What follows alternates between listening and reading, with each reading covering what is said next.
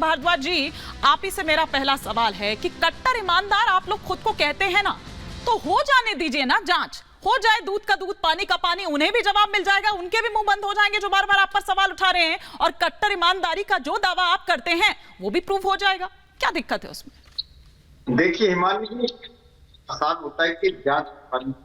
लेकिन कभी आपके ऊपर कोई गलत केस और फर्जी केस होगा ना, आप 5, 10, 15 साल जब कोर्ट कचहरी के चक्कर काटोगे, जब आपके पैर की तलियां घिस जाएंगी और 15 साल बाद कोर्ट का वर्डिक्ट आएगा कि हिमानी के ऊपर झूठा केस था, उस बीच में आपके परिवार को जो प्रताड़ना झेलनी पड़ती है, सामाजिक प्रताड़ना, जो आपके परिवार की इंसल्ट होती है, जो आपका सामाजिक बहिष्कार होता है, और जिस तरीके से समाज आपके और आपके परिवार से घृणा करता है, पूरी की पूरी जिंदगी और पूरे का पूरा परिवार तबाह हो जाता है। कहने में छोटी सी बात है कि जांच करने दी, जांच हो रही, जांच में मिला क्या है? 16 महीने हो गए FIR करे, 16 महीने में 1 रुपए का भ्रष्टाचार भी ये बता नहीं पाए, एक कोई इंडिपेंडेंट एविडेंस जो या विटनेस ये लोग ला नहीं पाए। कल भी सुप्रीम कोर्ट ने, ऑनरेबल सुप्रीम कोर्ट ने कितनी लगातार लड़ाई है CBI ED को, और उन्हें कहा है कि जो केस तुम लेके आ रहे हो, जिन विटनेस पे तुम इस केस की हियरिंग कर रहे हो, अगर ये केस कोर्ट में चला गया तो 1 मिनट भी केस नहीं टिकेगा। मैंने नहीं कहा, जस्टिस खन्ना ने कहा, ऑनरेबल सुप्रीम कोर्ट के जस्टिस जो इस मैटर को सुन रहे थे, और ये वही तथाकथित शराब घोटाला है। तो सर उसी कोर्ट पर विश्वास कर लीजिए ना घनेंद्र जी। अब आपने मेरे को तो टारगेट पर ले लिया, रडार पर ले लिया, आपने भले ही एग्जाम्पल दिया हो लेकिन ले लिया, लेकिन मैं यहां पर आपसे ये कह रही हूं, एजेंसीज पर तो चलिए आपको विश्वास नहीं है, आपने तोता मैना करार दे दिया, लेकिन जिस कोर्ट का जिक्र आप कर रहे हैं घनेंद्र जी, उसी कोर्ट पर विश्वास कर लीजिए ना, क्योंकि वही तो कोर्ट तय करेगा। अब आम आदमी पार्टी तो नहीं तय करेगी ना ये कि वो दोषी है कि नहीं है। आपको पर्सनल लगाओ, मैंने सिर्फ एक एग्जांपल दिया था, मैं कई पर्सनल आपको टारगेट नहीं कर रहा। मुझे कोई बुरा नहीं लगा सर, ठीक है।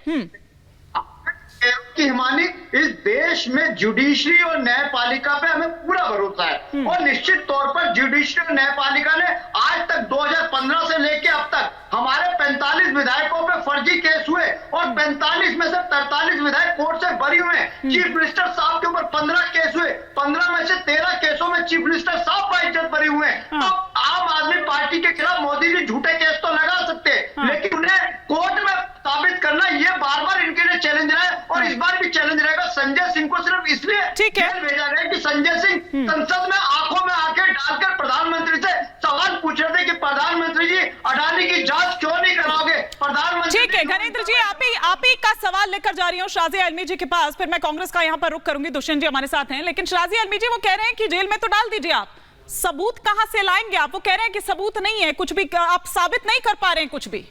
बस जेल भरो चला रहे हैं आप। देखिए तो हमेशा कहते हैं, और मुझे लगता नहीं बहुत सीरियसली लेना भी चाहिए, क्योंकि खुद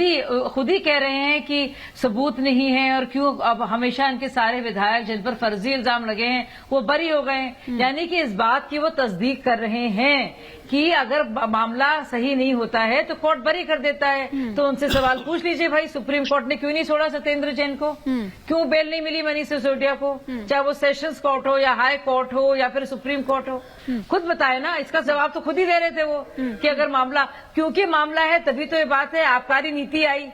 मुनाफाखोरी हुई, भ्रष्टाचार हुआ, 3 करोड़ रुपए का आदान प्रदान हुआ, सर्वेश का नाम इसमें आ रहा है सामने। ठीक है, विजय नायर जी जो उसमें मौजूद थे, समीर महेंद्रू को नाम है, दिनेश अरोरा खुद बाकायदा दे रहे हैं, उसमें एविडेंस भी है, पूरी मनी ट्रेल भी है, ना सिर्फ एविडेंस दस्तावेजी तौर पर है, जहां से, क्योंकि भाई 3 करोड़ आप देंगे बड़े बड़े बोरों में अलग अलग वक्त पर, तो कुछ तो ट्रेल होगा ना, कहीं से किसी ने निकाला होगा, लेकिन तो सामने हो रहा है, इसी की वजह से लेकिन शाजिया जी भेजा गया है।